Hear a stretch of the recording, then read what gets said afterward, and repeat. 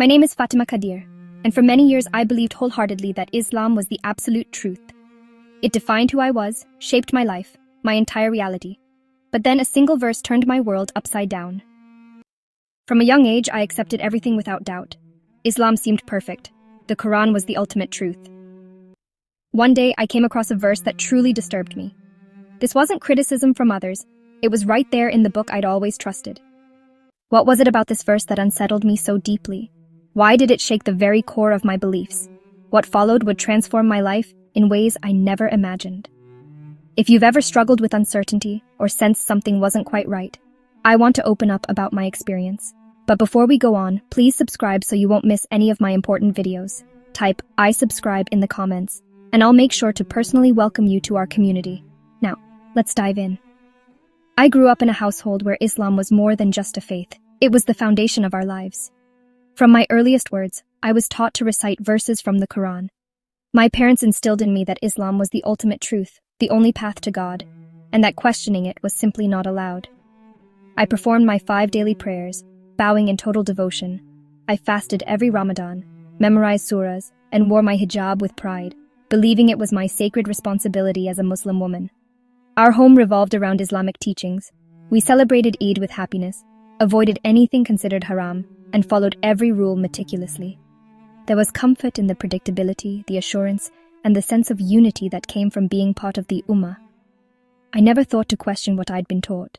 Islam was perfect, unquestionable, and I was convinced I held the truth while others were lost. I remember feeling pity for Christians, Hindus, and atheists, thinking they were misguided for not accepting Islam's truth. Whenever doubts surfaced, I drowned them out with more prayers and Quranic recitation. Deep down, I was certain Islam provided every answer.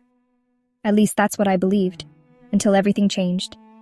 It happened on a day like any other, a day I never expected would alter the course of my life. I was in my room, flipping through the Quran as I had so many times before.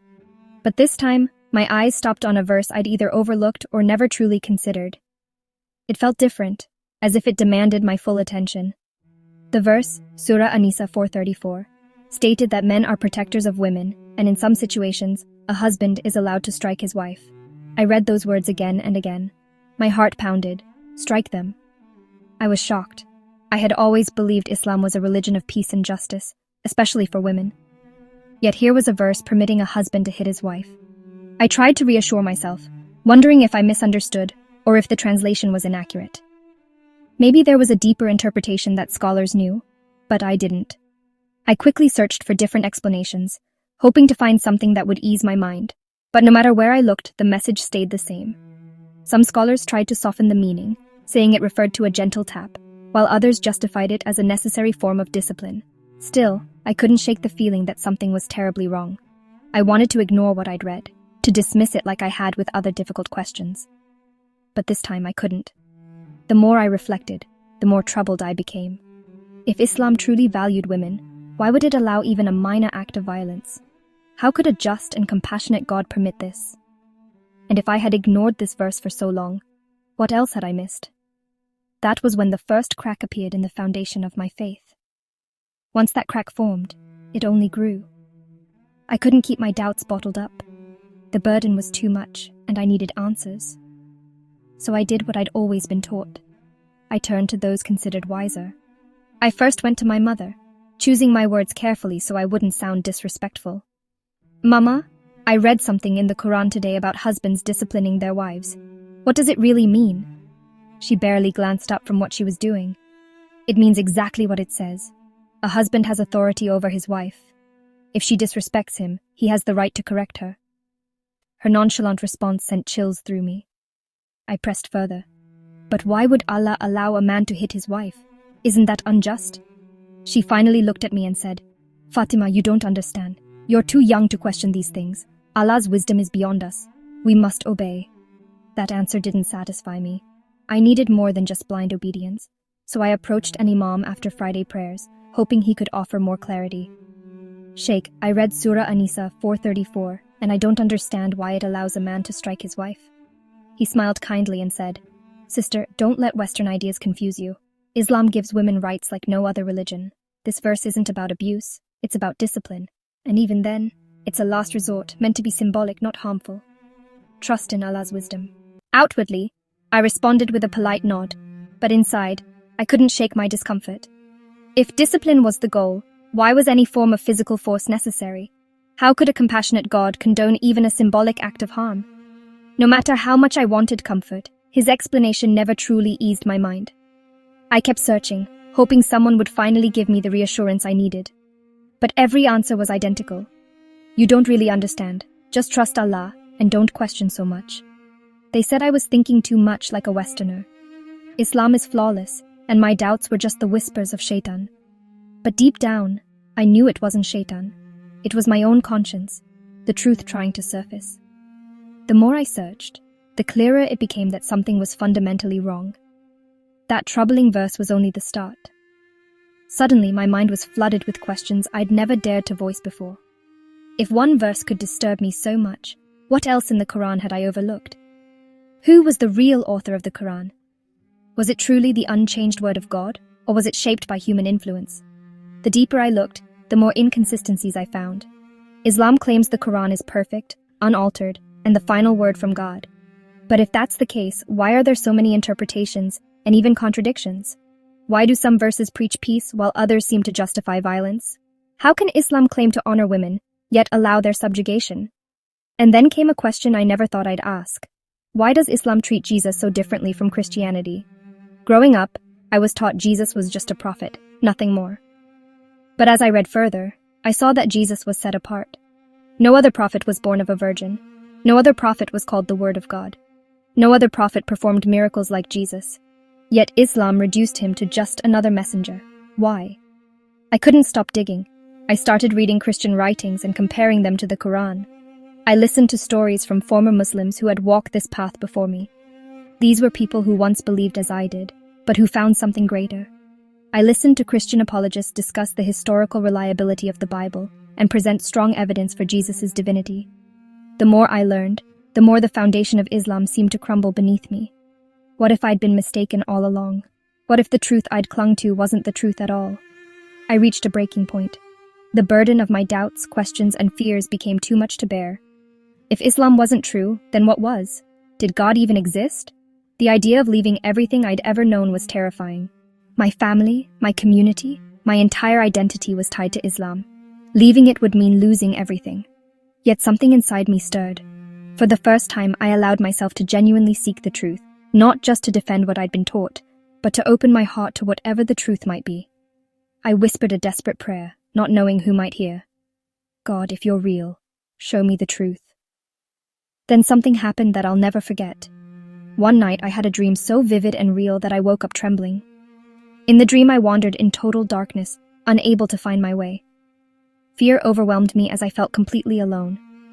Then, far off, I saw a figure surrounded by a light so bright and pure it pierced the darkness. As he drew closer, I was filled with an indescribable sense of peace, love, and safety. I tried to see his face, but the light was too intense. Still, deep in my soul, I knew who he was. It was Jesus. Without speaking, he communicated directly to my heart. I am the way, the truth, and the life. I woke up gasping, my heart pounding as those words echoed in my mind. I am the way, the truth, and the life. I'd heard those words before, quoted by Christians from the Bible. But why was I hearing them now? Why would Jesus reach out to me, a Muslim woman, at my lowest point of doubt? That was the moment everything changed. I couldn't ignore what was happening anymore. Jesus was calling me, and for the first time, I was ready to listen. From that night on, I couldn't dismiss what had happened. Jesus had reached out to me in a way I never expected, right in the middle of my confusion. Still, I had so many questions. Who was Jesus really? Was he just a prophet as Islam claimed, or was he something far greater? I started reading the Bible, not to argue with it, but to truly understand. What I found left me in awe. Jesus wasn't just another lawgiver. He was the embodiment of love. He healed the sick, forgave those who sinned, and welcomed the outcasts. He never demanded blind obedience. Instead, he invited people to come to him in faith. Rather than telling husbands to strike their wives, he called them to love their wives as Christ loved the church, with selfless, sacrificial love. Instead of promoting violence, he taught his followers to love their enemies and pray for those who hurt them. With every page, my heart softened. For years I'd feared a distant God, always watching, ready to judge and punish. But Jesus revealed a God of love, a Father not waiting to condemn me, but to save me. I discovered a God who didn't require endless rituals or demand perfection. He simply wanted me to trust in His grace. For the first time, I experienced a peace that Islam had never brought me. The fear of never measuring up faded away. There was no longer any pressure to earn God's approval through perfect actions. Jesus had already paid the price, opening the door for me. In Him, I finally found true freedom. But as the reality of Jesus settled in my heart, a new fear crept in. What would it mean to leave Islam? I was painfully aware of the risks. Leaving Islam wasn't just about changing beliefs. It meant putting everything on the line.